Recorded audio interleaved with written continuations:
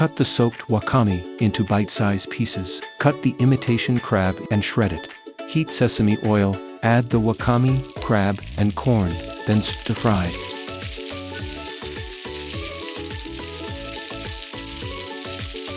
Season with ponzu, toasted sesame seeds, salt, and pepper. Cook until the liquid is reduced by half. Bring water to a boil, and cook the ramen noodles. Prepare the soup in a bowl. Add the cooked noodles. Top with the wakame stir-fry, and finish with bonito flakes. A comforting bowl filled with the deep, savory umami of the sea.